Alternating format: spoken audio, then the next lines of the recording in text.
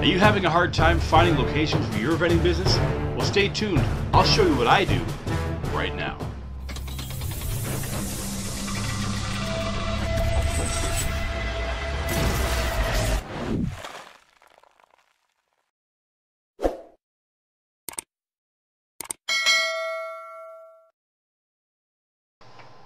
Good morning, good afternoon, good evening, all my friends in the vending industry. So in this episode, we're going to talk about finding locations and what I do to find locations. Now, a lot of people out there on Facebook, all these different channels, asking about a locator service. Now, I personally don't use a locator service, and I'll tell you why. To me, personally, and you should all consider this as well, the vending industry, even though your machines are left there and you're not really there to deal with anything in the moment, but it's all about quality of service. So me, I like to go to the companies and see them face to face, because you can ask questions on the spot right away if they have any questions. I also do send emails, and with those emails I'll follow up. I'll give them a week and say, I sent an email in regards to providing vending services, or they'll just call me back saying yes, we're looking for it, and I'll just do a follow-up. But I don't like, from what I've heard of the people, some companies are out there that are great, but to me, I feel like they're just there to sell that location for X amount of dollars. I've seen $200, I've seen $500 for people selling locations. So I would rather save that $500 and just drive around. It's not going to cost you $500. I'm looking for locations in my area, so I don't have to travel too far. Now, you will have to travel, depending on where you live, you will have to travel a little bit if you've saturated your own market and you have to go further to find locations. But I try to stay within my area so I'm not too far. Obviously you're saving wear and tear in your vehicle, you're saving on gas, saving on your time, and when you save on that stuff, you're technically making more money because you're not spending more money. So the one thing that I like to do if I'm going to do a cold call and go to the location is I'll use Google Maps, and I'll show you what I mean right now. So when you get to Google Maps, click down here and you'll see the satellite image. So that'll bring up a satellite shot of the overhead. So in my area, I'm going to look for, or what I do is I look for industrial areas, and that is where I'm going to do my search. Now, let me just scroll up here and find the location I'm looking for. Okay, so here's a good spot right here. So I'm going to zoom in, and right away you'll see majority of the companies, their names pop up. So I'm going to find a good one here, and there's the Mars Wrigley Confectionery Company right there. Right? Can you see that? Nope, you can't see that. There it is. There's Mars Wrigley, where they make the Mars chocolate bars, the Wrigley gum. That's the Canada location right there. And funny enough, just down here, right here, is where they make rockets. The rocket candies? The CD Candy Company, they make it right there. They're not too far from my house. So that's pretty cool. So let's use this for an example here. This company right here, TS Tech Canada. Now, this is a company that I have contacted. I do have to follow up, but that is a huge company. Huge. Look at all their trailers in the back. Look at all the cars in the front. That would be a massive location to get. A good 50, 60 plus cars. So the one good thing about this is could be an older picture, you know, because COVID things change. But the one thing about using Google Maps is if you click on the name, up on the side here, it pops up all the information about the company.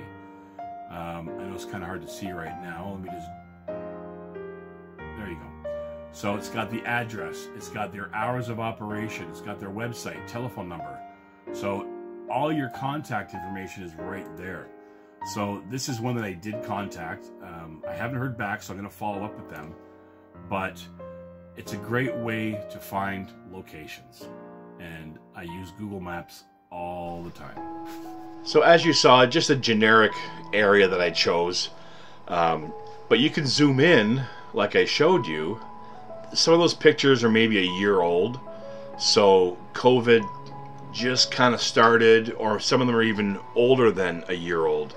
So you can kind of see from the aerial shot how many cars are there. You know, I do a lot of factories because a lot of those places will have 2 and 3 shifts or even run 24 hours. So that's perfect. That is ideal. That's what you want. So you look at the overhead shot and you see how many cars are there, so you can roughly guess you know, 30, 40, 50 plus vehicles. And I go by that, where if you're just kind of driving around now, especially with COVID, the numbers are way down and you don't know the actual amount. I mean, even though cars are gone, you know what it was at. Now, once you get in and talk to them, if they want to discuss things, that's one thing you can bring up. You know, how your number is going to change with COVID. Do you have X amount of employees from the office that are now working from home? Will that change once COVID restrictions ease up a little bit? But always keep that in mind when you're visiting stores, factories, companies. Talk to them. Just ask questions. How has COVID affected you guys? If they're an essential service, even better, because they're going full tilt, right? So don't be shy, don't be nervous. I know for some people it's hard because they're shy or nervous, or they just don't know what to say. Just write something down out of your own thoughts and what you're going to do for them, what you want to provide. For me, myself, when I talk to them, I'll ask them, how many employees do you have? If it's 75 or less, I'll do a combo machine. If it's 75 or more, then I'll do a full pop, full snack machine.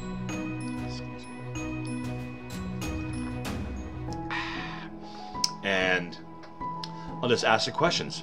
You know, how has COVID affected you guys? What is the percentage of employees that have left because of COVID? Are they going to be coming back? When are they going to come back? Majority of them, they'll let you know. They'll say, well, you know, as soon as the restrictions allow, because that's affecting their business. And their production is down because they can only have so many people in the building. So, you know, ask all the questions. Also, when you go to a location and they decide to say yes, you can physically see where they want it, in the staff room or wherever. And when you're doing that, what I do is I'll take a tape measure. If it's a regular door, I'll measure the door, and you know, to see if the machines, or what I have to work with to get the machines through. If it's going into a staff room, then again, I'll measure the door going into the staff room. If they have a big bay door, no worries whatsoever. And also in regards to some people asking about kind of a side question, do I get the location first or do I get the vending machine first? I have a few places that I can call that have vending machines, so I always get the location first. I don't want to spend $1,500, $2,000, whatever, and then just have it sit in my garage. That's money wasted. That is money that can be used for something else, to stock your other machines. So until you get that location, don't worry about buying vending machines. So the other ways, like I mentioned earlier, about getting locations is I'll send an email. And I have a whole email set out explaining who I am, what I want to provide, I'm providing a free service to you, your employees, your clients, your guests that visit the location, all for free, other than them having to pay for the product. I have not had anyone ask about fees. If they do ask for fees, just explain to them, say, you know what, I'm providing a free service for your employees, especially in these times with COVID. You don't want your employees going out, possibly catching COVID from someone, and then coming back bringing it to the workplace, because then that's going to, totally shut them down. Because one guy gets it, they got to shut it, clean everything. So I'm trying to use COVID as kind of a selling point, because you want them to feel that you're providing them a valued service. If they do insist on a fee, I would just tell them straight up, say, well, I'm just going to have to raise the prices to cover that fee. So really, they're kind of making money off their employees as well. So, I know it's kind of a guilt trip, but basically, you're in this to make money. And if they want a fee, fine, but let them know, saying, I'll just have to raise the prices to cover that fee. For me, I wouldn't pay any more than 10% at all. I've seen people, they want online in videos and wanting 20%, 30%, 50% even. To me, that is insane. So that's the big reason why I like to go in person, because you can, if they have questions asking about what we can provide healthy snacks, healthy beverages, this, that.